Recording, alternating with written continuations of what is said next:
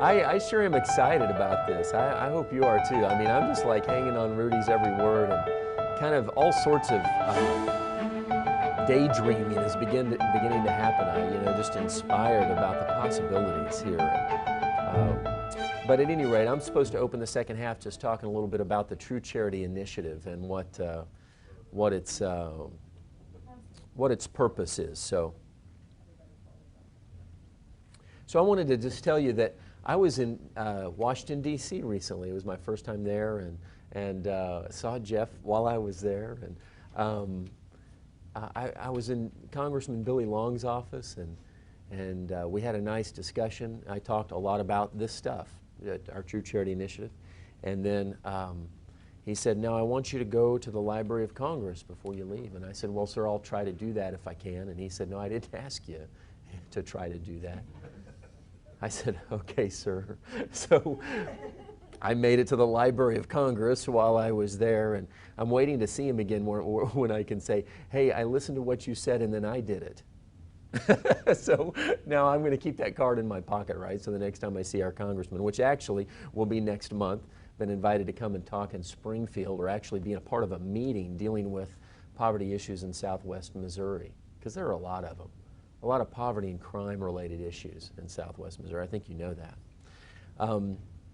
But while I was at the Library of Congress, the lady who was doing the tour, which by the way, the Library of Congress is the one building on earth that houses more information in it than any other building. Pretty interesting, right?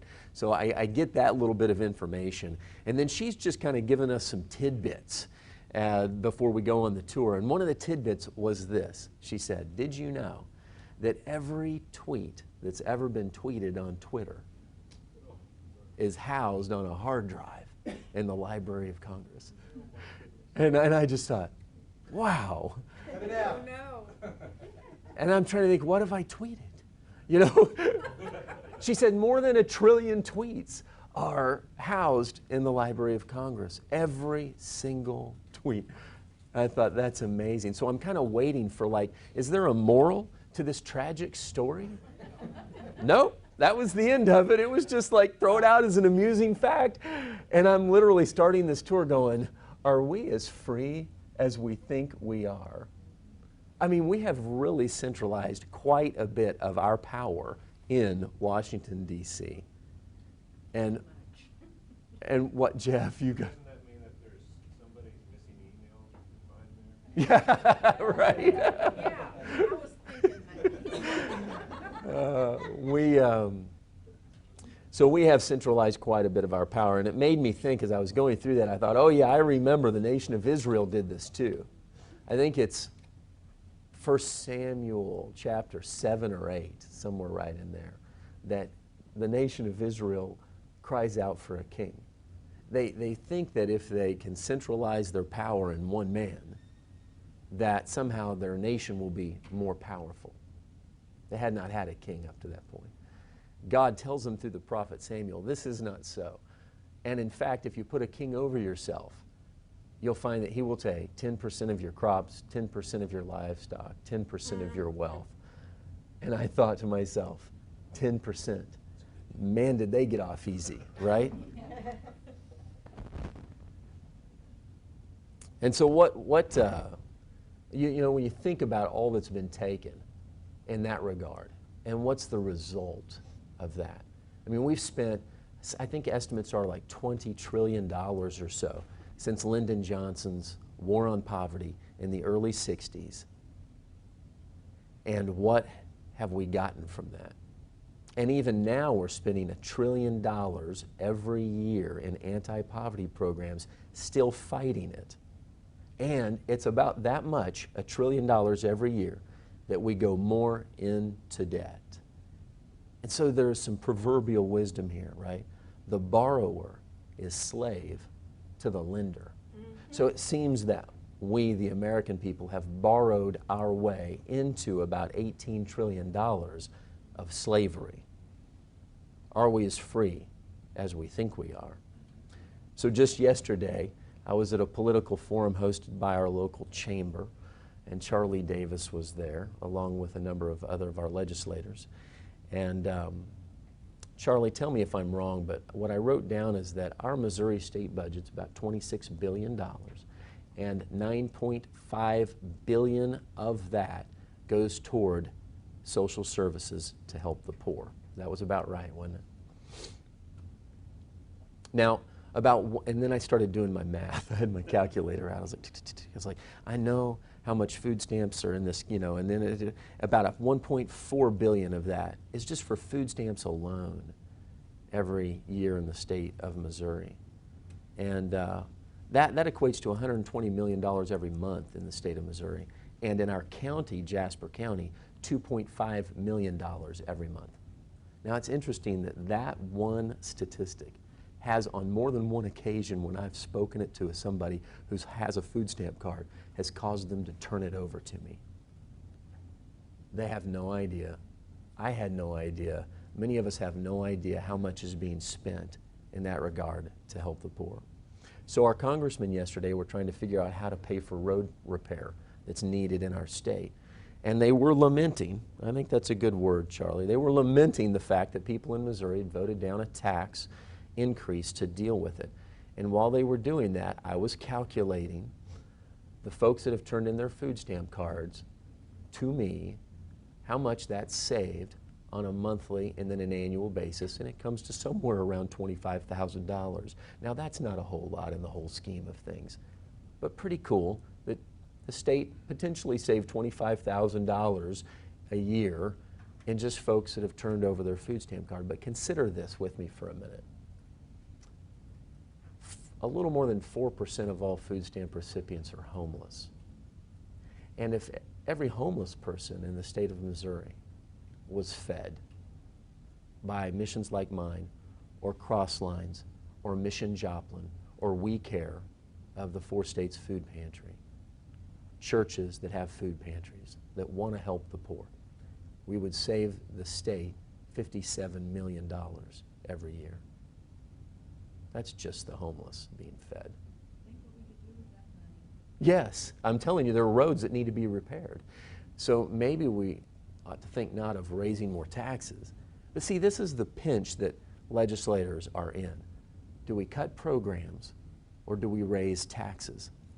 Why don't we just begin a phased process of slowly, carefully replacing welfare programs with local, private, compassionate, and effective charity? That really is the call of the True Charity Initiative. And it's not just to see communities free from welfare, but to exercise compassionate charity. So Travis is always so good to say, James, you're always talking about these federal numbers and our budget problems, and it's not just that we would be fiscally sound in our community, state, and nation, but it's also that we're helping people. I mean, this is why we've asked Rudy to come. We want to know, how do we really help the poor? How do we empower the poor? Not for us to lift them out of poverty, but how can they lift themselves out of poverty? How can we serve them to that end? So, real charity is the outflow of compassion. And when it's effective, it rights injustice.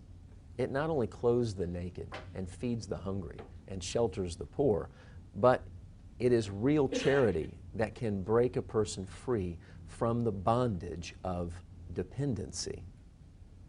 It was once said, and I don't know who said this, I've tried to find. If anybody knows, I want to know. Dependency is merely slavery with a smiling mask. Does anybody know who said that?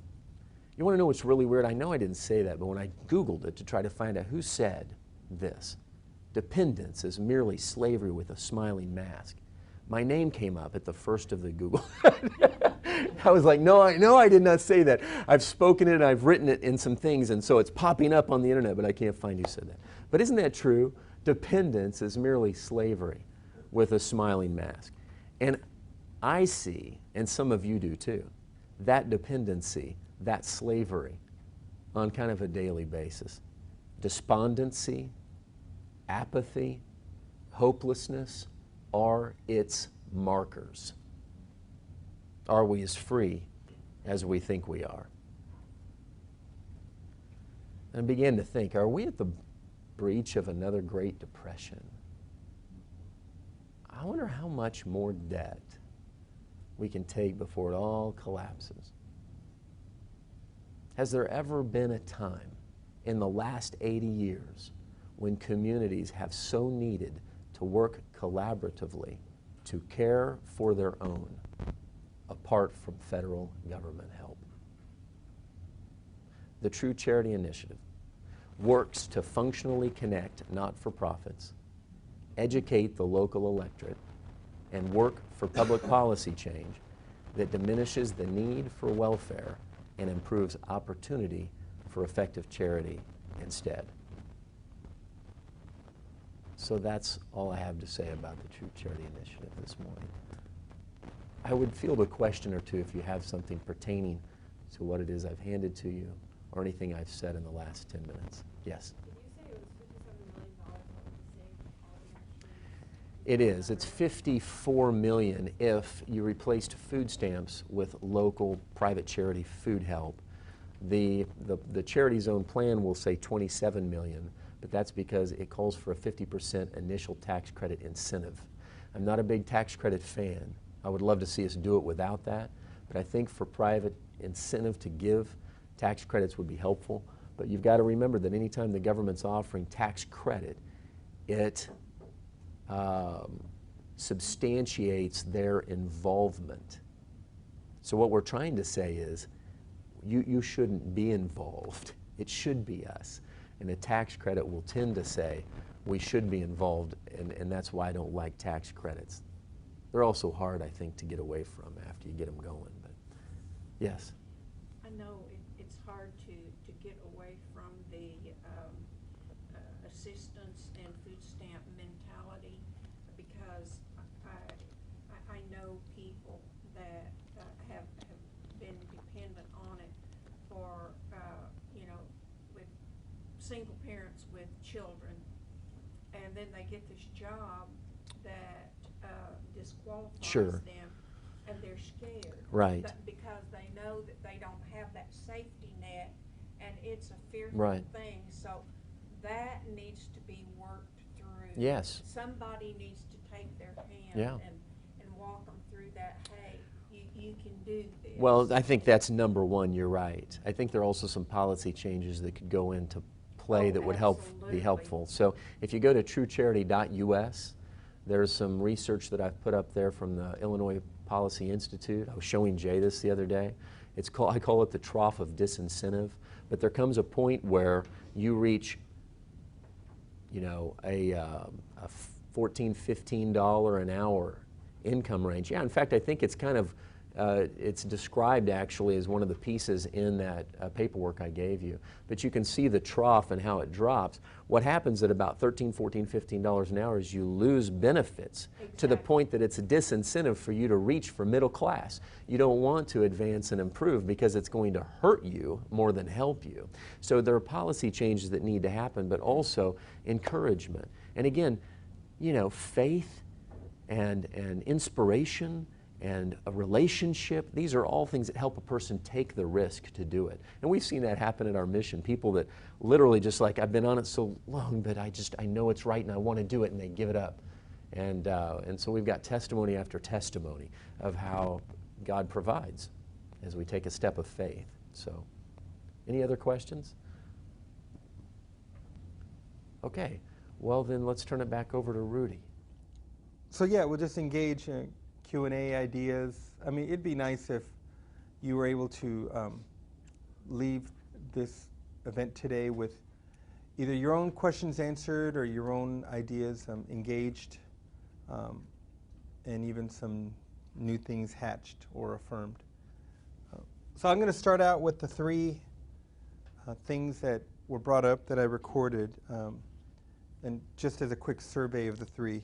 So you'd mentioned alternative credit rating. Craig? Cliff. And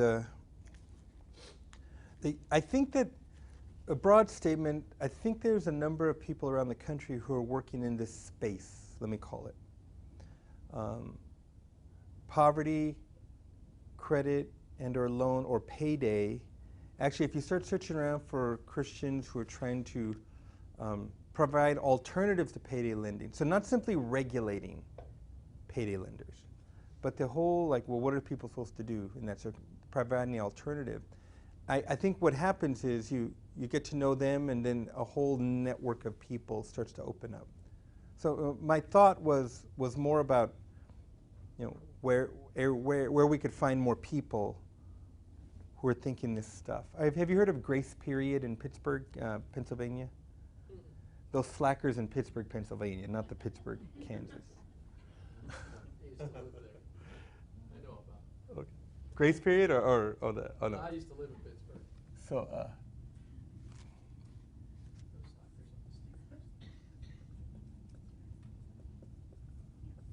so the alternative credit rating question, great issue. So Grace Period is in Pittsburgh. There's an article in Christianity Today about them. Great article. It was a church that said they wanted to provide a payday lending alternative, and so they created a system that, so instead of a person going to a payday lender with that short-term immediate need, they would go to this program called Grace Period. And more or less the terms are that they get their loan, but as they're paying it back, they're taking classes or being involved in community.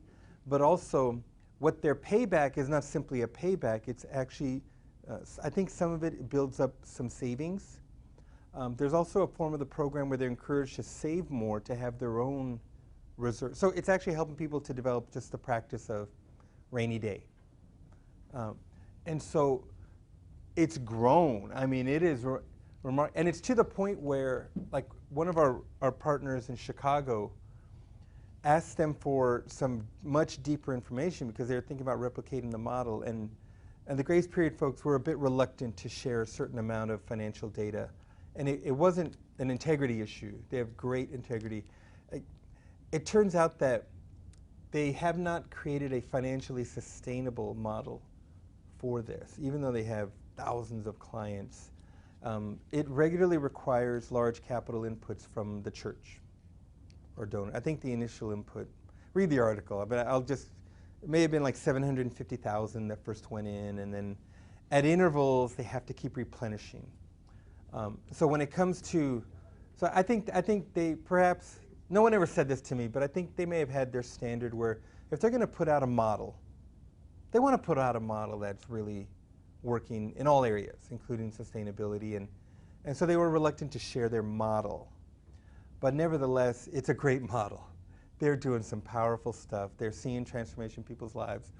I think that either Googling and searching for Grace Period, you could find a lot more people around the country who are operating in this space. And then it comes to sort of sharing notes and finding out, what others are doing.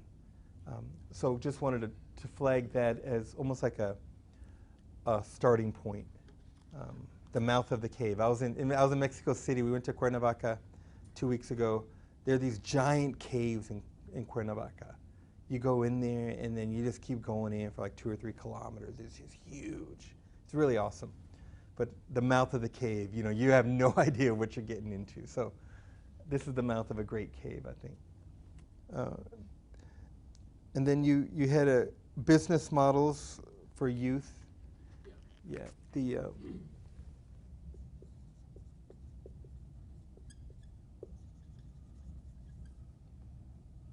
To employ youth or for youth to start their own businesses? Well, right now our model is after the product is paid for, you earn a certain amount an hour, and half of it goes into your pocket and half of it goes towards your youth trips. And it seems to work pretty well for us. But I'm just wondering if there are more creative models out there, if there are people who are doing this, because we don't seem to have the mindset of, hey, you got a paper route, you earn some money, or you go sell these seeds door to door, or these greeting cards. We don't have a lot of that in our culture anymore. And so, how do we get youth thinking in terms of, I can earn money, and here's a method how. Now, Yeah. what we've done is we've had them draw up their own business model, and they do their research, their market research, and they put it out there. We have a snack shack, and they love it because they've got money. They get money and have a lot of fun doing it. You know, so part of your question is how do we get more of what's happening, not just in the town, but in the state and in the country? Yeah. So in terms of, so I'm going to call that an advocacy activity or question. And in a lot of ways, the True Charity Initiative is also an advocacy. So having True Charity active here, but also in other places. So two things. So statement about the, so there are a number, around the country you'll see, you again, like here, you begin to research, you'll find different groups doing really beautiful work with young people, employment, teaching them, filling in gaps, helping get through school, and trying to make it real and legitimate work, not just make work. Which, I mean, just triples the effort, right? The degree of difficulty, it becomes a triple Lindy, if you saw that movie, when Rodney Dangerfield's the diver guy. They've invented this dive called the triple Lindy, and Rodney Dangerfield's like, who saw the movie? Come on, okay. What's it called? I mean, you know what? Back to school. So trying to do the right and godly thing is so hard. We just make it so, being a Christian just makes life really challenging in some ways. But in the short term, long term, wow. Complicates it immensely because you get the lemonade laws that make it hard for kids to do business. Yeah. So there's two things. I think I find a number of just really interesting models here where again, up in Michigan, everything's a lawn care business, snow blowing. Number of kids all over everywhere where the ministry has, and what's nice is that, you know, when it snows, snow blowing, it stops snowing, you flip it all around, now you're doing lawn care. You got 12 months out of the year. This is a space where you don't see a lot of activity, but one of our partners, Launch, the guy Julius, who had come out of prison, had come out of Launch. Launch has been doing a high school entrepreneurship effort in their city for 4 years now, and they'll end up with a pitch competition. The winner will be a high school student, like a high school junior that wins $10,000 of value, $2,500 cash, and then $7,500 of services for getting their idea off the ground. They'll get planted and incubated in one of the startup, places in town. Chattanooga is known as a startup city in America, and so one of the first winners that I saw come out of that is these two guys. I think they were sophomores, young black men at Howard High School, and their concept was a chocolate bar with world flavors. It was called Lingua Coco.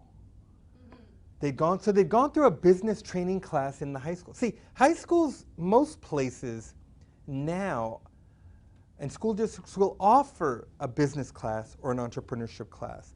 But the end game is a grade or a certificate. The end game is not a business start. Again, that's a triple Lindy. You're like, wait a minute, like everybody can teach a class. Give me the curriculum, Russian, chemistry in Russian? Sure, let's just work through the curriculum.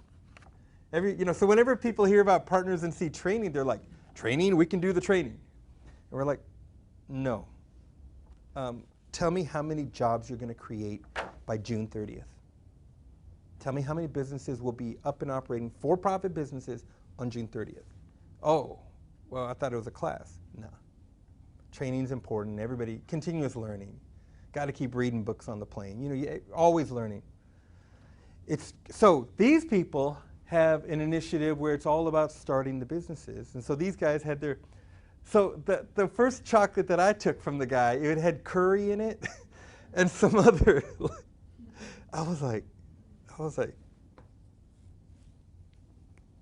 I'm not really into curry rice. I was like, it was pretty good. It had a kick. He had put another thing in there that had a kick. And I think they've changed that product because I don't think it was going to sell that well.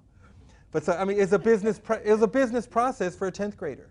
And so here's the thing. So you see these now. You're starting to see more of these. People are hungry for this. In Grand Rapids, they're hungry for launch to do the youth thing, but you know what? This is the thing that stalled. Like the Grand Rapids, the DeVos folks have been pulling launch up to Grand Rapids to consult. So the adult entrepreneurship stuff is taking off. The high school one is stalled for like 8 months in Grand Rapids. And I haven't said a word. I'm not in that discussion, but I'm almost certain it's because the educational administrators figured out that this is not a class. This is business startups. And they're like, we were not expecting all of that. So I don't think it's dead, but I think that's all that's happened. The way,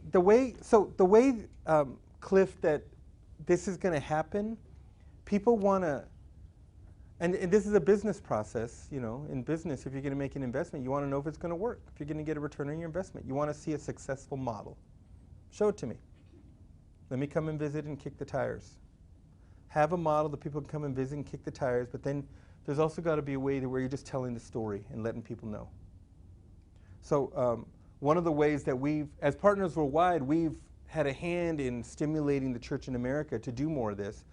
In June 2013, almost 2 years ago, we held a conference. We leveraged our global voice, and we held a conference in Chattanooga at launch that had Julius Burrows, the guy that had these young people. We called it Come and See. Isn't that a crazy thing to call an event? I mean, you better deliver some results, right? Yeah. Right? We're like, oh, Lord, call it like God is at work or so. Just make it, give yourself a little wiggle room, right? It was called Come and See. You want to see a pound of job creation among the poor in America? Come and see. So for you guys, just as an example, one scenario, the businesses you're working on, the model, do a deal. Invite people to come and see. Have a posture of say, you know, we can support the development. And that's what True Charity's doing. You know, you guys have a structure where you can help people in other cities. You can advise and consult them. But you have to have a model that people will want to replicate. So I think, so it's twofold. But if you have the model, you never tell anybody, you never hold an event, then it's just some anomaly in Joplin versus, wait a minute, this is how we all need to behave. So I would encourage you to consider that. And then there was a question about, so how to get people to participate. You had cooking classes. Yes, I did. And in transformational activities, how to get people to participate in transformational activities.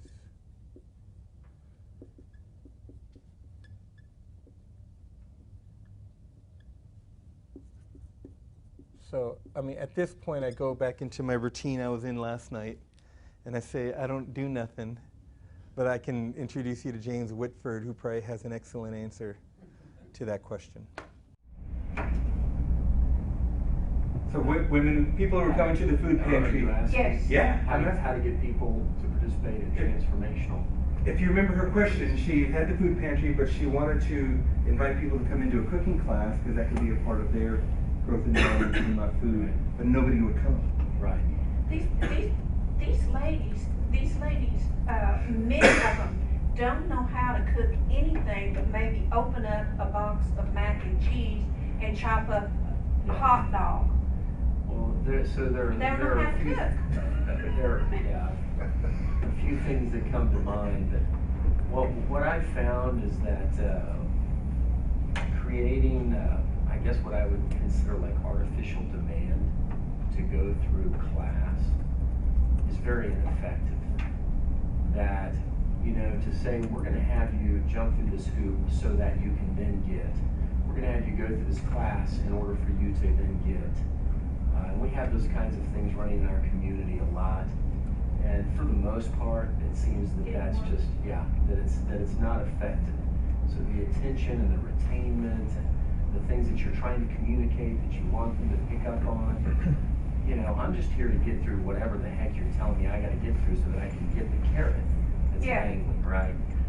Now, so there are two other forms of motivation in my mind. One is that you really, you know, inspire.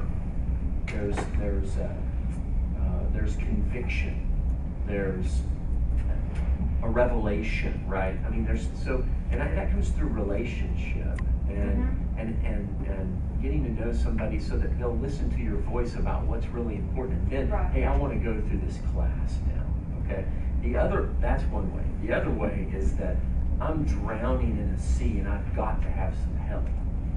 See, so part of the reason people don't want to jump through your hoop or mine is because there's quite a safety net that's got me covered.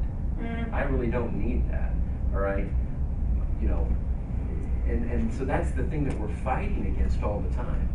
You have great ideas about how to really help people, but the people don't necessarily really need your help. This is the problem. This is one of the reasons why, and what happens is, unfortunately, great-hearted people like you will begin to step out of the scene. Whatever. So I'm going to go do something else with life, right? And the church and local community begins to retract, be crowded out by a very substantial welfare state that's growing and caring for the poor, but not doing a very good job of really caring for the poor. And so this is that crowd out effect that we see. It would be nice to think that if you and I just crowd ourselves back in, that the state will remove itself and people will have an increased demand for classes that you're offering. Doubtful. That's why there's a public policy angle to the initiative. It's something that's needed nationwide, where we begin to look for pilot legislation and programs where the state's being moved back out of the picture. The church steps in with its good programs. Exactly. And we begin to see people say, I need that because I don't have anything else. That's my long-winded answer. I had thought about just cooking something myself, and then let them sample it. That I had got around to that idea, and then our pantry had to be closed because of the building. But do you think that would work if they taste it and they liked it? I think they need to taste it and see what is good. I think that comes from you, okay?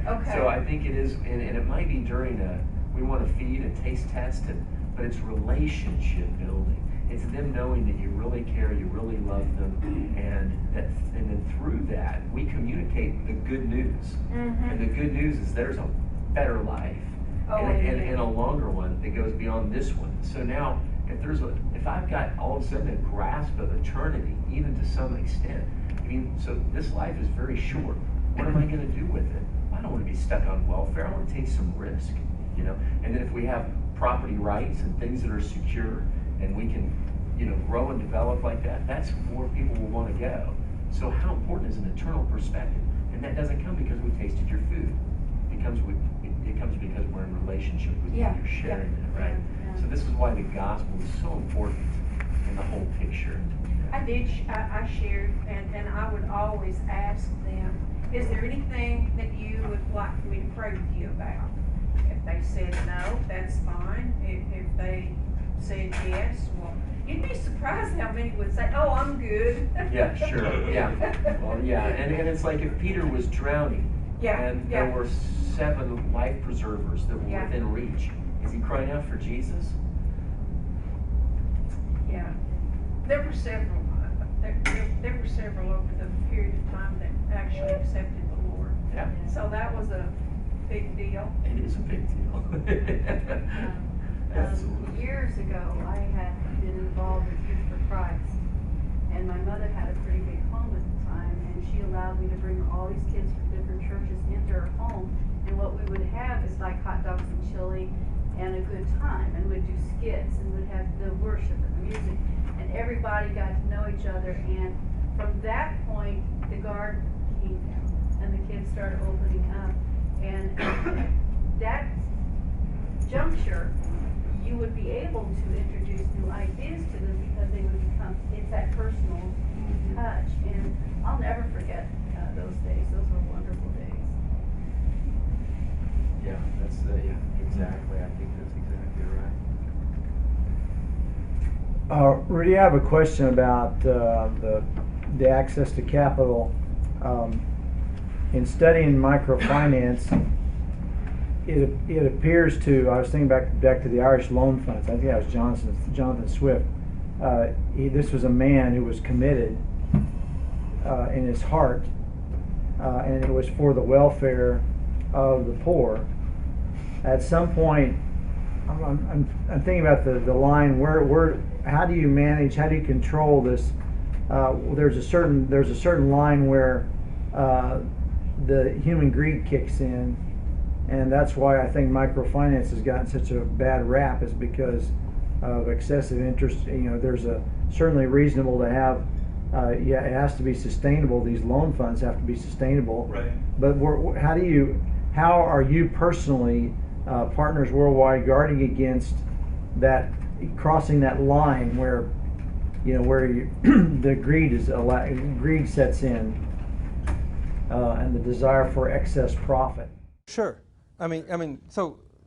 Because when you run the numbers on some of these microfinance institutions that are charging an annualized 36% on a loan, and when you run the numbers, they're not going to be sustainable if over the long term if they go lower than that, given the conditions in the country. So from an economic point of view, it makes some sense. It looks terrible to us, and we're thinking, how can anybody get ahead? And even for the business, it can be tough.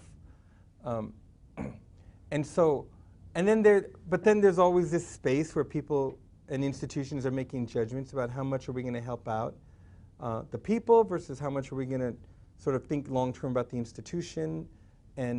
And yeah, especially in India, the Wall Street Journal over the past year or two has had a number of articles about high-profile trials in India, cases about abuse of some of these really large MFIs that I think are even traded on the Indian stock market. So there's a whole story there. So the values, so we have our values by which we operate as Partners Worldwide. Those organizations that are part of our values, that's the biggest thing that keeps them in line in terms of having a loan fund, because they determine their own local rates in terms of how the Talanta fund is going to operate. But they don't do that in a vacuum. And in the process, for example, of them getting that $400,000 loan from us at Talanta, they went through an entire, urban ministry, English major, but I've had to bang around and look at some of these, financial structures, which are pretty interesting. I mean, I'm not the principal person. I just had a piece of that. So I saw some of the data. And in the process, we're asking those questions and saying, how are you structured? What is your interest rate? Why is it the interest rate? What other value are you bringing to the customers? And does this all align with the values of Partners Worldwide? So it is part of their agreement that they're going to be about Christian values and about truly empowering and developing the people, their businesses, and the community. And so within all of that, we have the business affiliate teams and others that are constantly looking in and doing evaluation and asking those questions. So we have safeguards, we have guardrails, and we have people involved. And then, of course, the partners that we pick from the very beginning. If we think somebody is not going to be with us and with our heart, we won't even go into partnership with them in the first place. So I would say that in the judgment and in the discernment, in sort of the vetting, we make that alignment. When groups are in our network formally, they're very aligned, but then it also means you cannot take your eye off the ball. You have to have your regular evaluation. We have quarterly reporting on the loans. For reporting on metrics like jobs created, we do that twice a year. And then we're in constant communication. That's what our partnership managers, that's what people like me do. We're in constant communication, not just about following through on goals, but also, are you continuing in alignment with our values? So we have a lot of nice things in place to keep. Have you had to bring correction to anyone or disassociate? I mean, there's no punitive, is there? You just would disassociate with that Yes, partner? we've had to. And I'd be glad to share some more about that. That just messes things up when you transition from that giving mentality, yes, I need to survive, to seeing an opportunity for greed. That always screws things up. Yeah, and so that's why we're cautious. I mean, I put that information out there. We've been around 18 years. We're doing loans. We have investments. We're really cautious with that. And things, even when everybody's behaving properly, there are still reasons why it may not be an appropriate time for capital. I mean, we have these people who spoke at our event. They once said, a loan is just more debt unless you know what to do with that loan. So there's a timing to everything, and that's why with the group, the local community institutions, the LCIs that get loans from us, they have to be in our network at least 2 years, having gone through all of our partnership processes, regular reporting, coming to meetings, alignments of teams, just so we get to know them, as well as them get to know the operating commitments that they'll have to make if they enter into capital relationship.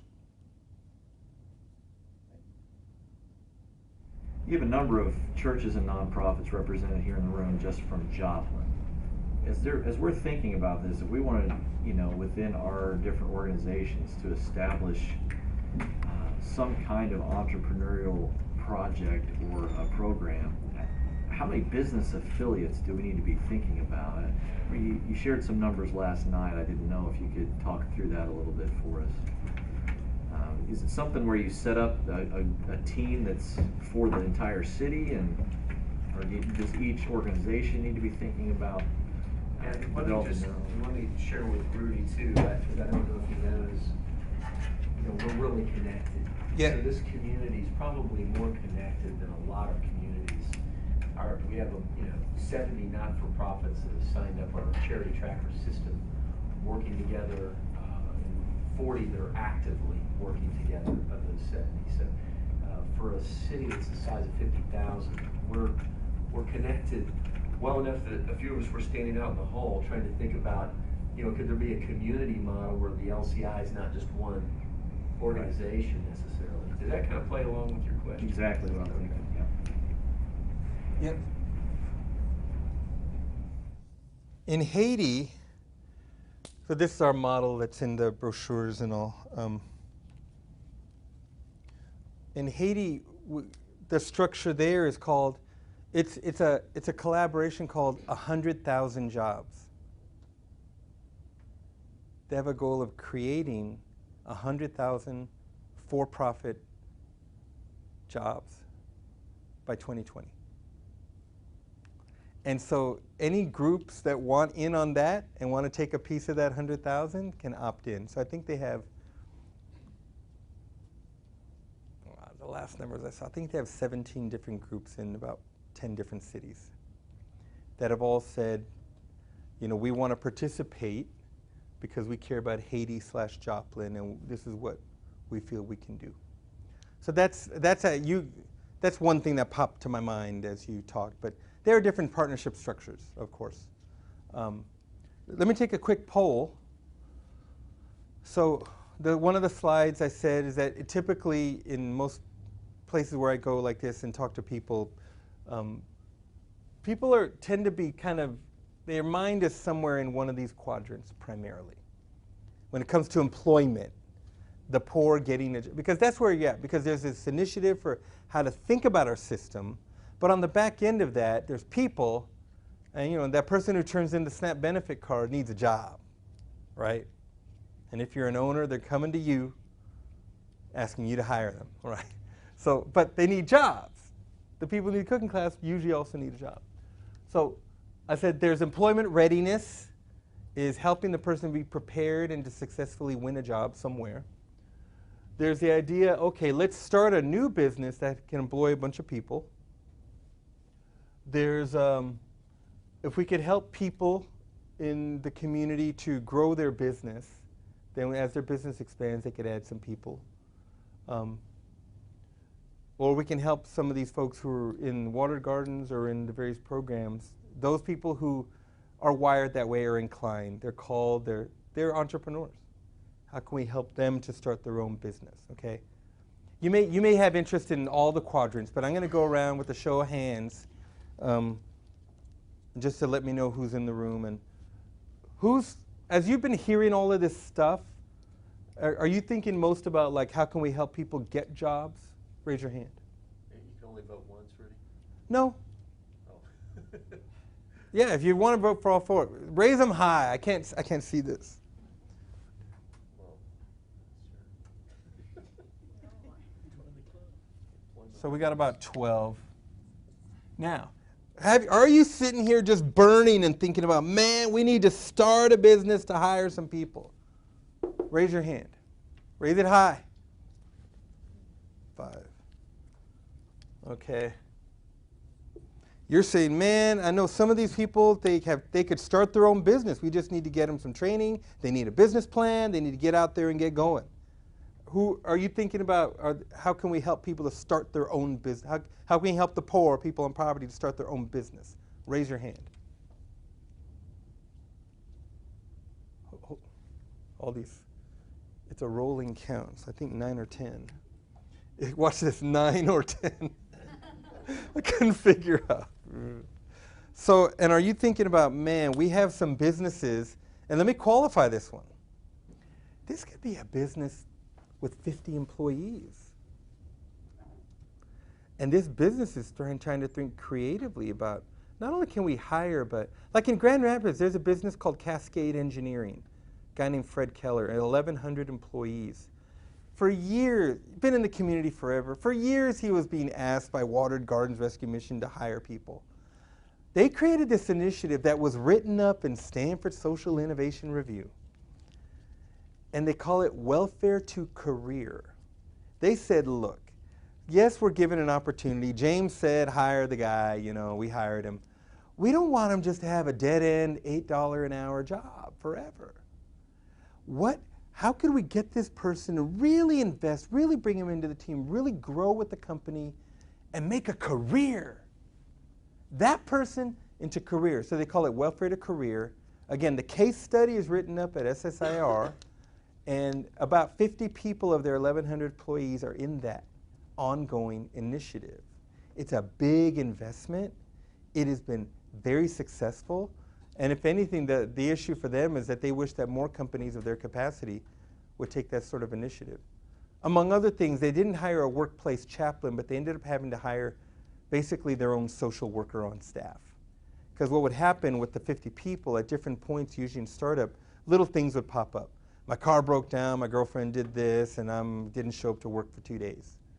You either fire them in a traditional setting, or how can we get in there and really, and it has to be personal because you don't want to be easy on them either. They got to be accountable for not calling in for 2 days, but you don't want to let them go. So Cascade Engineering, 1,100 person corporation, had to make a really significant investment, but at that capacity, 50 employees, that's sort of over a multi-year period, it covered its costs. Because you calculate the cost of finding a new person and training them and all that. So this can be the person with the hamburger shop and 2 employees. It could be existing businesses getting stronger, and part of that strength is employment opportunities. Anyone thinking about that? Raise your hand. 7. Okay. All right. We know who's in the room now. Now let's go back to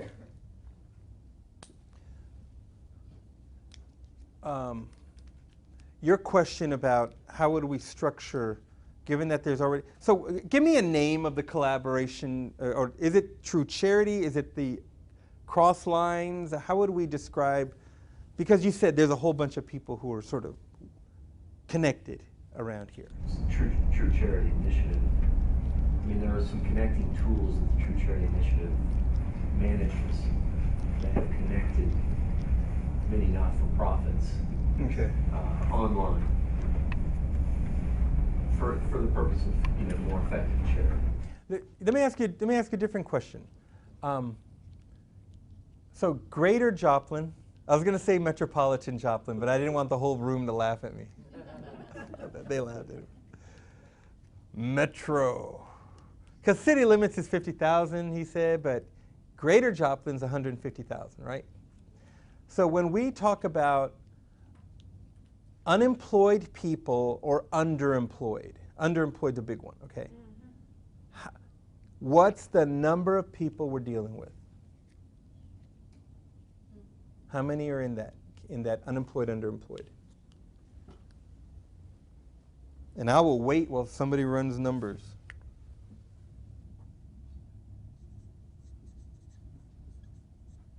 I'm looking for a definition of underemployed.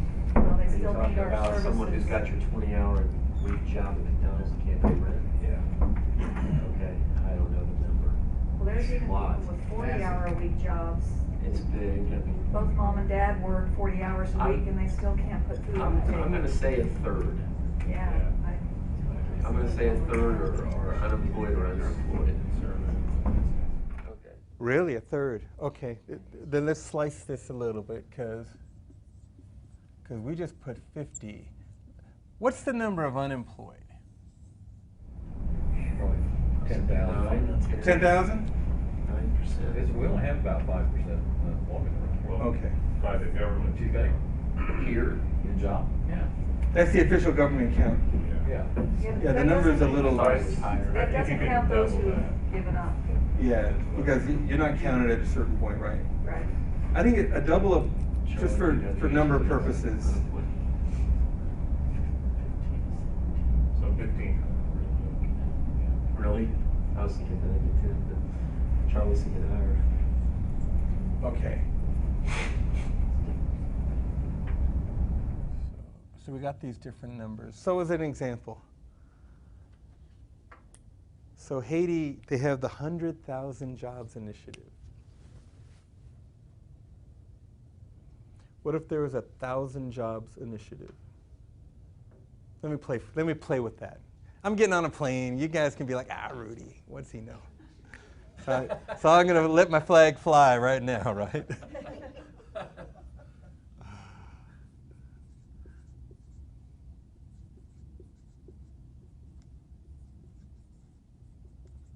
So let's say there's a collaboration, coalition, umbrella, or whatever, right? And people opt in, right? You got your terms and your values, your partnership agreements, and people can just opt in. And so certainly the true charity network folks would choose to opt in. Businesses can opt in, churches. And, something like that, you make it pretty narrow. That you say, you know what, we love it all. This is about businesses and jobs. Do government jobs count? A member of your church is going to run over, she runs a thing over here, and you got to make a judgment about that. I think what the jobs that are needed are those jobs that are coming from wealth creation initiatives. They need to be private. We need the private sector. And principally because a lot of the government stuff has an end date. When the grant runs out, it's over. That's not what people need. People need jobs that are sustainable because profitable products and services. So private sector jobs, 1,000 jobs. So there's a few different ways to slice it, but really you want to encourage everybody to do what they can in this initiative. So that's one way to organize it. So there's sausage in here, like how do you exactly structure all that? But this is an approach they took in Haiti, and it is growing, and it's really nice. And business owners are leading it. So that's the other thing that would be kind of interesting, something like that. And again, at this point, I work for a nonprofit agency. It is rare that you see business owners, the private sector, leading an initiative that's a community initiative. We're involved always. But the idea of the business leaders, the Christian business people thinking, I'm not excluding anybody, a lot of our churches, but the opportunity is here is we want to unleash the Christian business people.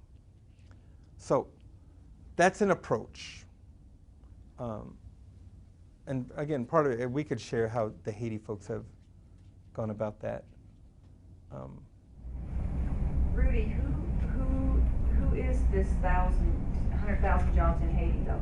And somebody has to spearhead that, somebody has to administrate that, somebody has to Oh, get yeah. the word out there and get people involved that want to. Yeah. So So Partners Worldwide, we have coordinated it. Try to be sensitive with language because we're not trying to dominate anybody, and plus, it really is being energized by the business people. But we've coordinated it. In fact, I met the woman who's just taken over the coordination team. Her name's Michelle. She was in our office this week. But yeah, so there's some coordination, and she ends up doing a lot of trip coordination because there's a lot of North America. So here's what's happened in Haiti. So let me just describe Haiti a little bit. I actually think this may not be too far from what you're working on. One group, Mission of Hope in Haiti, I think they have an orphanage. I think we told this orphan story, and they pulled the face, and I felt terrible. You know, you could be saying stuff that's right on, but you just like destroyed somebody's whole like model, you know, and they're sitting there. But Mission of Hope in Haiti, this group been doing long-standing programs. They said, you know what, we need job creation in our community. We've never done a job program there in Haiti. What do we do? So they came into the network and they said, we're all ears, and our team recommended to them that they gather a group of existing business owners in that town. I don't remember the name of the town. I think there were 10 of them. All existing Haitian business owners. They said, can we provide training, mentoring, and then on the back end, if you have interest in getting a loan to expand your business. So it was really a new program of the agency to say, can we support that? Can we help those local businesses expand?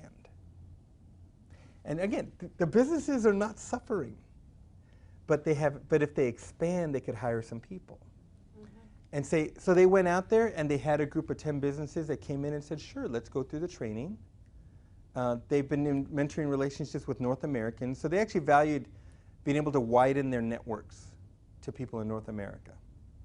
And then some have applied for loans through Foncose, which is an MFI on the island, and some have not. So that's what that ministry did. They didn't know what to do, and the recommendation came from Partners Worldwide. Well, it's always good to provide training for businesses, mentoring and access to capital. So, you know, if Water Gardens says, well, you know, Water Gardens has Project Worth, I think it'd be excellent to grow and expand Project Worth. You know, and you'd set some goals, and you know, how do you go about all that? There'll be some, is there somebody here from, actually a few of you are representing, you two I think are representing your own businesses. You were both like, we don't represent anything. I'm like, okay, they're from their corporations and they don't know how to describe that. Family business. Okay, what's the family business? Abbey Title Company. Abbey Title. Okay, Abbey Title Company. So then part of the process then is talking, your name is? Andrea. Talking to Andrea and saying, you know, it's appreciative inquiry, right? It's like, no, Andrea, what do you, well, frankly, may I put you on the spot? Sure. May I bring you up front? That much so.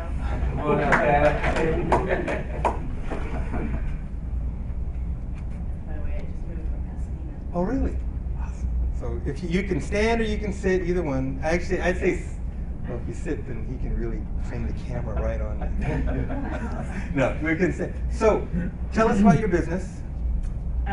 We're a title business, so we buy a piece of property, we do the title searches and issue it title insurance. How many years have you been in business? Since 1994, so. It's a family business. Yep, my parents started it. Great. How many employees are in the business now? We have 22 full-time and Great. 1 part-time.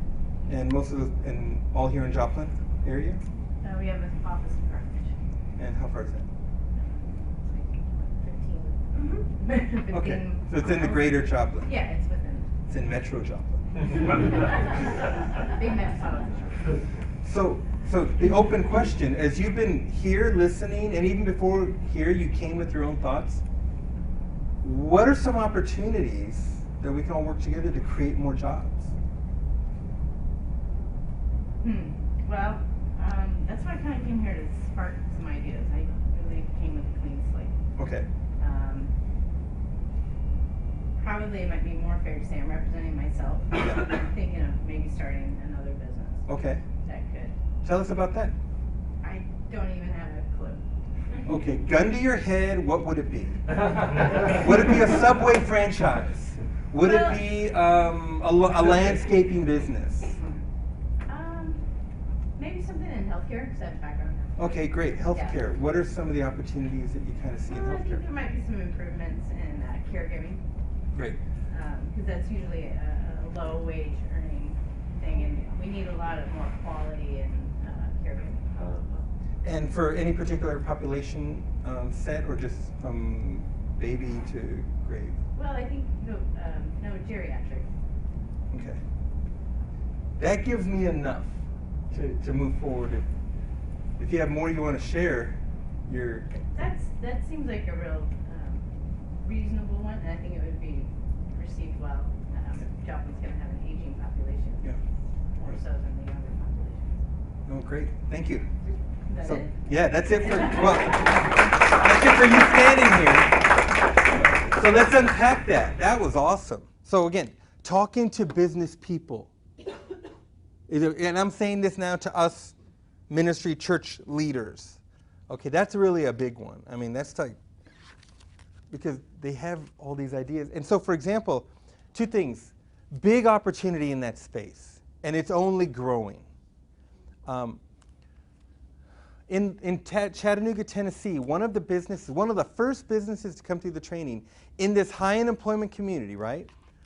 Most of the businesses were startups in that first class, like Julius, like another guy named Charmaine who started a restaurant from scratch. He'd been in prison 15 years.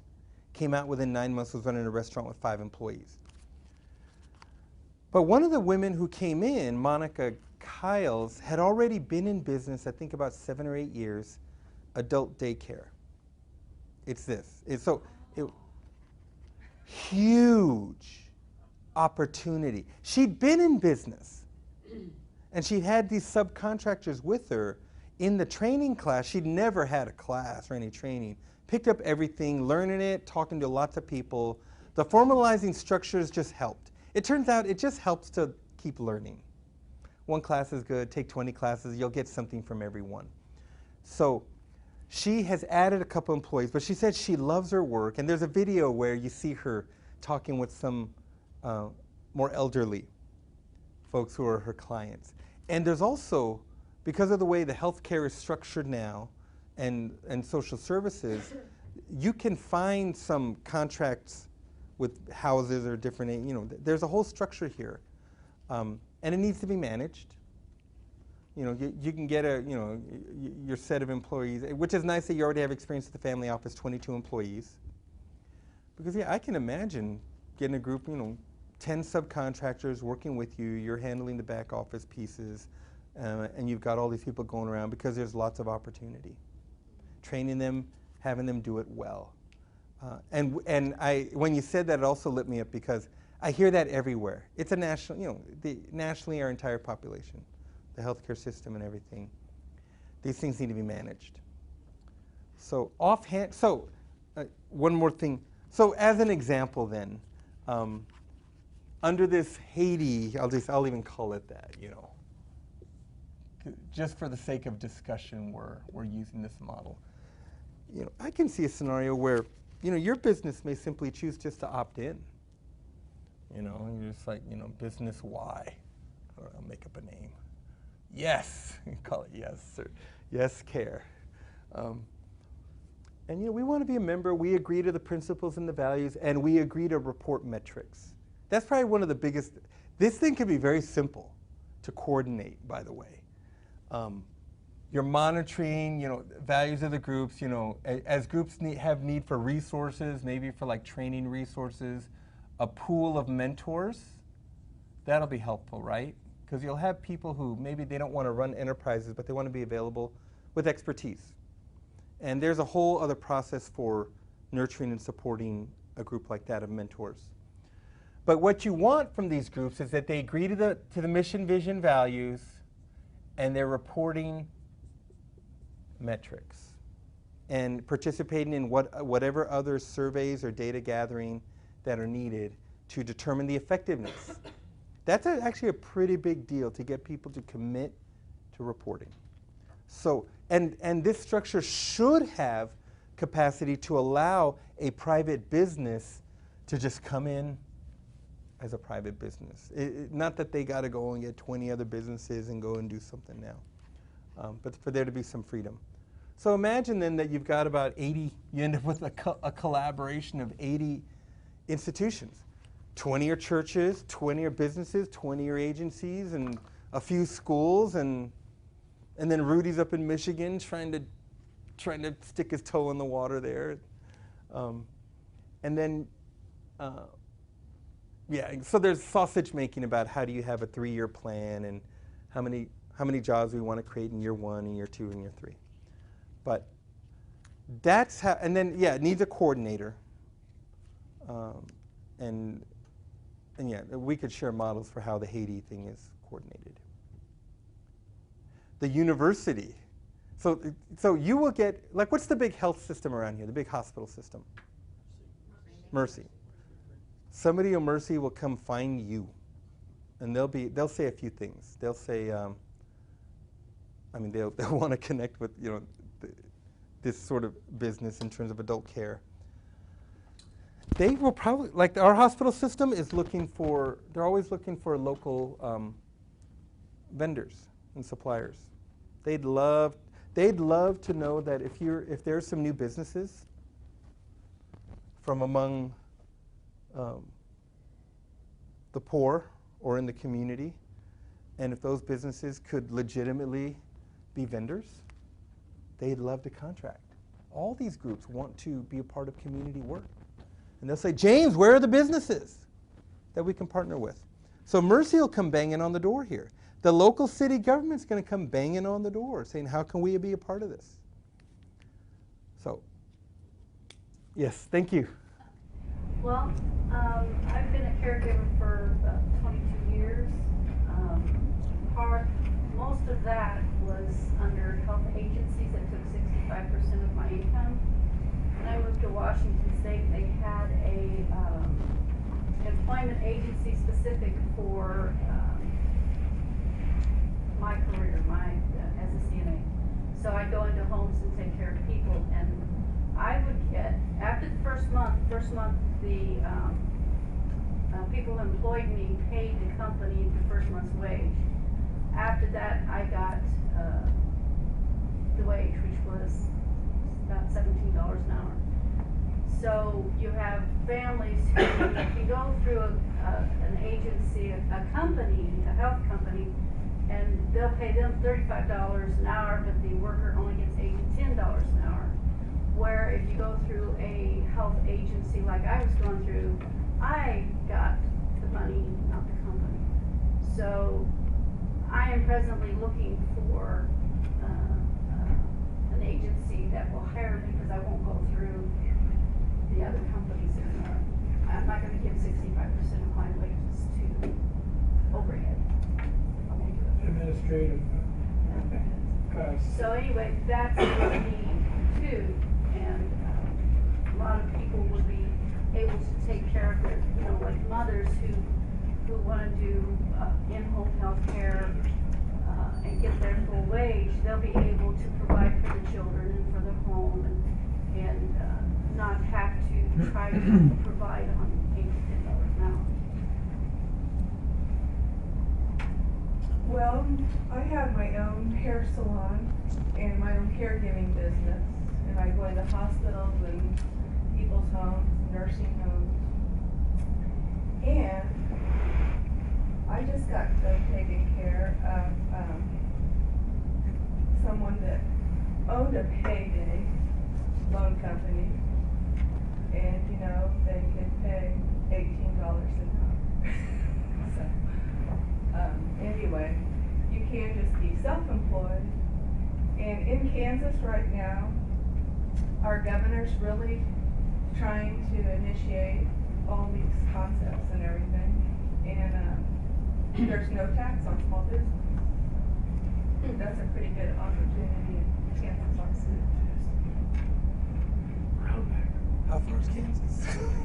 30 miles. 30 miles. So you got your appointment with the Kansas governor yet? I haven't yet. I'm waiting I on you to keep do praying. that. Rudy, I have a question real quick, if I can. But did you? I was gonna, I don't have your name. Jeff. Jeff. I wanted to hit Jeff, and then let me hit, then. I would just want to make a comment to her. Okay. And that daycare for the aging would be an absolute big thing. It's very needed in this area. Very needed. Oh, good. Yeah. Jeff, I want to put you on the spot a little bit. Same way that I did before. What are your thoughts about job creation here, opportunities, or what's on your heart?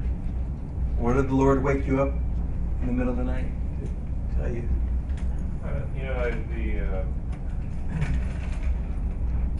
My church supports water gardens. I've known people who volunteered there.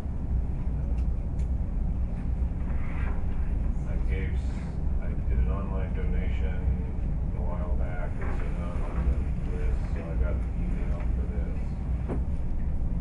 And I signed up for this deal today. Then I went to Washington, D.C. on my annual trip from our state society and our national society. We go and try to lobby all those guys for some bill we want to pass or whatever. And I run into James there. So, I mean, there's kind of like been this chain of coincidences, that are coincidental that got me here. So I'm new to all this kind of thing, but I really love the concept that James talks about on the radio commercials, different things about, a hand up rather than a handout. So, because I want to be more of a giver than I've been, but I'm cautious about where I give. And I want to make sure that it's something that's going to be effective, not just helping the agency with the actual agents. So I'm really just here to learn about it, and I can see that there's a lot I can do. I do have sort of a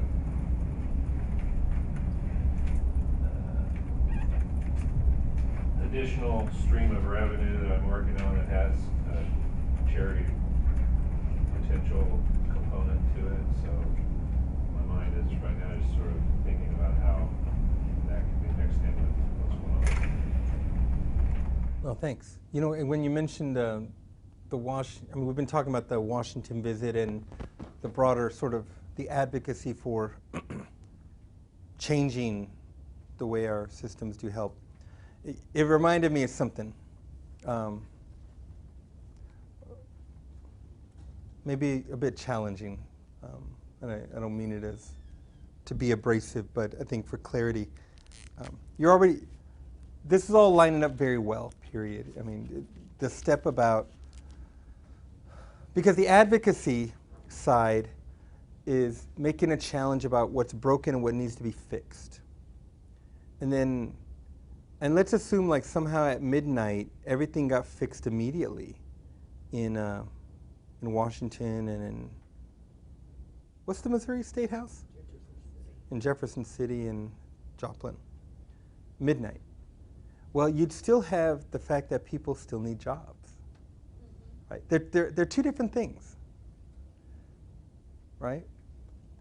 And I think that as true charity, let me talk about true charity now. As true charity is doing this very needed activity of job creation, you're going to win an ear on this more challenging side, the message about what needs to change.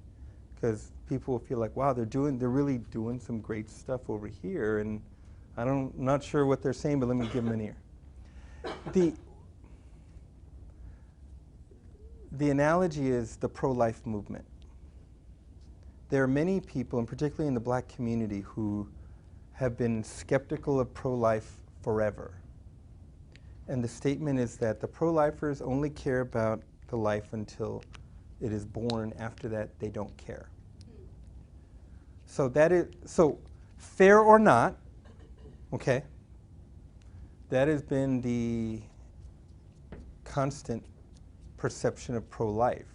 So when people say, why don't more black people get involved in pro-life? Do they not care? They're just voting for abortion and Democrats. And actually the black community, by and large, the Christian community, very much in line, but is thinking about, what about 0 to 18? And now, and I'd heard that and now because of the way all the mass incarceration and all the police stuff going on now people are saying, okay, pro-life cares, doesn't want the baby aborted, but the minute the baby's born, now the baby is a criminal, and the police can do whatever they want to this baby that the pro-lifers fought so hard to. That's a voice. I know that's not an easy thing to hear. I don't mean to just talk and just, so there's a voice out there that says the commitment is only partial, whereas the commitment needs to be whole life, right? So there's that statement about the whole life.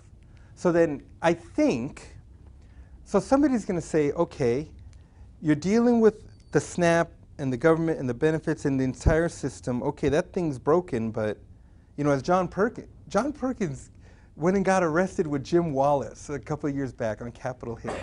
And he was quoted in an article, and he said something I never knew. I worked very closely with John Perkins for 4 years. He said, my mother died of hunger in America.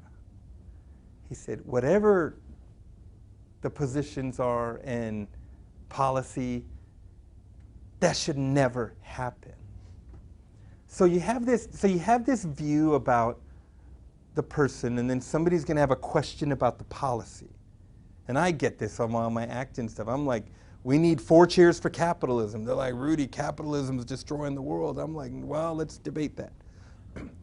But when I show that this side, that it isn't just the concepts of a market, but we're touching people's lives with jobs, with opportunity, with education, with unraveling systems that are oppressing people, then people win an ear. Then I get 2 more minutes. Depends on who I'm talking to, right? I'm here today, we're going down this path. I think twinning these, so again, I mean, it's about 11:40, 11:45, we're coming to the end of this time. Let me give my opinion. Can I just ask one question? Let me give my opinion, then we'll come back. Didn't that scare you a little bit to put a number out there? What if you all commit to that and you don't hit the number? How are you going to feel, right? Risky. Stick your necks out. Get together as a community. And if you don't know what to do, then have an all-night prayer meeting. Lock the door and pray all night. You know, there's more to do than that, but get started, right? Take a risk. Because you know what? The unemployed, the poor, the person that hates going in with their SNAP benefit card, they would love for you to take a risk and to try to create an opportunity that they could step into. And pair that with true charity, put it under, what is true charity? Yes, true charity is fixing problems, it's challenging people to step it up, and it's creating opportunities for people to step into. That is true charity. I think you're going to win whatever opponent you have, you're going to win a softer ear and even win some hearts. Because people need jobs. They need jobs. So that's my opinion. So it's not just about who's feeding people, it's about giving them jobs so they can feed themselves. I mean, and not that I am negating us feeding people instead of the government. I'm all for that. But what we really need is more jobs, living wage jobs, so they can feed themselves. That's what... All of us like, like the fact that our children ate at the table, ate food purchased by money that we earned. I like it. I believe you like it. Everybody likes that. It affirms it. Anyway. Well, going along this line, it's all right to have jobs, but like she said, living wage jobs is a different story, though. What do you do with the person in the Joplin area? We have a lot of minimum wage jobs, so they're making $8 an hour. What do you do with the single mother that has a child or two that they're raising, making $8 an hour? They may be able to pay their rent, but that's about all they're going to be able to rent and utilities and maybe some gas money, but they aren't going to have money for food, raising their kids, buying clothes for them. Yeah. To replace a car that breaks down, or fix a car even that breaks down. They're not going to have money for all that kind of stuff. So what do you do to help those people? And they don't have the qualifications to get a job that's going to pay $20 an hour. You know, I'm sitting here. I'm a professional person, or I have been. I'm retired now, but I make good money. I always have made good money. But I went to college and have a degree, and I have a good job. So I don't have anything to complain about for myself. But I've got a daughter that doesn't have that. So, and it's not that she doesn't necessarily want to go back and get an education. She doesn't have the opportunity. But at least what qualifications she has now, she doesn't have the qualifications to get a $20 an hour job. So she's stuck with that, and so she still needs help. And I don't know what you do about it. I hear, you're wanting to raise the minimum wage. Well, I'm not. I'm a conservative. I mean, in all manners. I'm an accountant, so I'm an accountant physically as well as politically or whatever, spiritually, the whole thing. But so I don't particularly want to raise the minimum wage. But on the other hand, just having a job doesn't necessarily mean you're going to be able to live very well either. So it's a tough, to me, it's a tough question. I haven't figured out the answer to that, all that. And so I'm coming here really wanting to see what we're dealing with and how we can fix that. I don't know what the answer is. So a couple responses. One, agreed. Yeah, you could have jobs. What kind of jobs do you have? And snapshot moment in time, and then going for the next 7 days, we're like, what can you do? Because a lot of the job, and even into the future, a lot of the growth is coming from very technical, very specialized work that requires not just education, but continuing certification. And so to look at it at just an immediate point in time of how this week will that person get that job and a higher wage, it's really tough.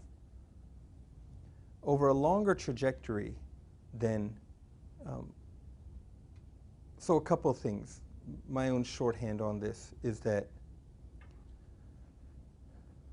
there are a lot of people who will slowly grow and get educated and go get better jobs. The thing I always remember is that we ran a school back in Pasadena with our ministry, Harambe Christian Family Center. I was there for 19 years, living in the community, urban ministry. And at a certain point, there were these girls who had come through our program, Mexican girls, family was poor. They were around for a long time. They got saved in our program, then their parents got saved. And years later, their kids were old enough and they put their kids into our school. And so I knew this family. They'd been in tough circumstances. Well, on registration day, before school started, both sisters would come in and fully pay the entire tuition for the entire year, no scholarship requested. Because they were both bilingual nurses in Los Angeles County, making at least $120,000 a year, not working 40 hours a week. So if you want to do well, be a bilingual nurse in LA, okay? And so there was a process, and I think at least half of the people can actually follow that path of development and do very well. get the training and skills. Even if they failed every class of high school, people have capacity. You know, we don't know what it is that's going to unlock them, but it is possible for over an extended period of time for people who are earning minimum wage now, single mom, 2 kids, to get there. It is possible. It is a lot of work, and for us who are involved, it will require more of us than we can possibly imagine. It is like sacrifice times 2. But just because it's hard for us doesn't mean it's not possible. So one, there's huge opportunity over a trajectory of time for people for their wage to rise, not because the law changed, but because they are competitive. So that's one scenario. You're always going to run into folks who are really just in tough circumstances. You know, we ran into them. When welfare reform blew through in 1996, half of the people got off the couch and went and got a job, making more money, bought a truck, you know. And the other half were just really just broken and struggling with all the new requirements that the law at the time had. So, I mean, these are sort of ongoing things that get unpacked in a community. I mean, so imagine that even this room, if you guys were together over a multi-year period and you just can't sleep at night because we can't figure this out, all of it this whole process works for us too. It follows the entrepreneur's process. That's probably the one thing, if some of the stuff I've been saying is a little mystifying all morning, and I know I talk circular and a little, I've been talking about the entrepreneur's process. If you're not an entrepreneur, there's some things that are like mystery. But if you're an entrepreneur, if you've been a part of the process of starting things, from idea to start to early stage to growth to scale, okay? All this makes sense. Because the entrepreneur is always faced with mystery. You're always faced with things you don't know, and it's got a deadline and a price on it. But the entrepreneur has figured out how to figure things out. So that's why you get like, that's sausage making, let's talk about it later. Because in the entrepreneurial process, we get in and talk about it later, we get into too much detail. But I'm like, okay, we won't do that right now. But so part of this group, with the hearts that are present in this group, working in an entrepreneurial process where you're saying, you know what, we just got to go find the answers. I think that I have no evidence for this. I think you can get to 80% of that, of people who you thought totally could barely hold a job, much less hold a 17, 18-hour job. I think you can see that here. It is going to take a lot of support. It's going to take a lot of support. But I think so it may be hard to see right now, but it's happening all over the world. And it's groups of people working in partnership that are figuring that out. Let's thank Rudy for his time this morning. Thank you, James, as well, for what you shared today.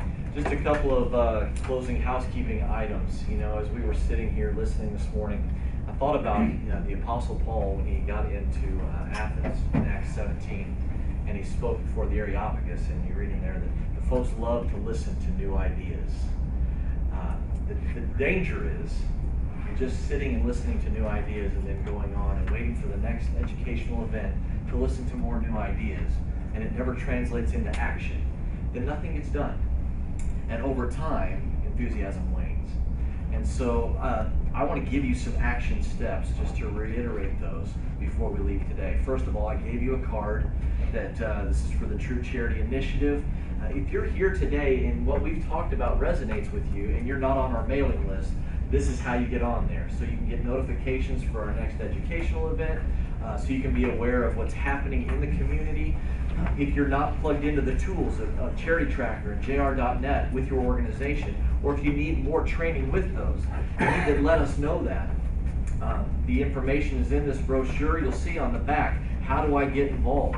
We need volunteers on our education team to plan the events and to make sure they come off smoothly. We need help on our connections team, just making sure that our community is as connected as possible in churches, nonprofits, businesses, so that we are being effective in ministering to those in crisis. Also ask you to pray promote, partner. When you see these events that are happening, when you find out the fall event that's coming up, help spread the word on that. Be in prayer for who we might bring in next. Be in prayer for James and myself as we travel to Tulsa this week for True Charity Tulsa and other events like that we're finding more and more interest in here in the region. And also be in prayer for the public policy change that's part of this initiative. James was in Washington, D.C. last month. There are conversations here in the state level as well. And there's got to be a multi-pronged approach. And I even think about Joe's comment there about how, $8 an hour, that's not enough. It's not enough in and of itself, but each of these are pieces that all come together to make True Charity work. And I'll tell you, the longer you're involved in this initiative, the more you realize, there's an initial excitement. And when that excitement wears off, you realize this is hard work. And this takes a long time and requires depth of relationship and networking. And so there is much to do, much to pray about, and much for you to consider being involved in. So I really pray that you will be in prayer about how you can become more involved in what's going on in Joplin in this regard. Also want to remind you of the book. You should have gotten a copy of that as you came in. If you would like additional copies, we do have a few left out there. They're $10 each. Feel free to pick one of those up. And I'll get the card from you before you leave. I was going to ask Kathy Lewis if she would close us out with a word of prayer, but I see you standing. Kathy, what would you like to say? Well, I agree with you. That'd be great if Kathy would do that. But I also want to say that it's so important that we connect, but it's really good to be connected too. So I'm glad that you've come this morning and connected with us. And, if you want to connect a little bit more, feel free to join us for lunch. We're going to go have lunch at Logan's at 12:30. And so if you feel like you just want to hang with us and eat and be with Rudy a little bit more, you're more than welcome to join us at Logan's at 12:30. Kathy, would you? Sure. Dear gracious Father, we just thank you for this day. We thank you for all that we've learned, Lord, but now we ask that you just help us to just act. Lord, we just pray that you give us wisdom and guidance in what we should do. We pray that you bring together the people that need to be together in each one of these action steps. And Lord, we just pray that you lead and guide us through this whole process. We thank you very much for Rudy. We ask you that he have safe travels home as well as the rest of us. We just give you all the praise and glory for all that we've learned and all that we do through you. It's in your name we pray.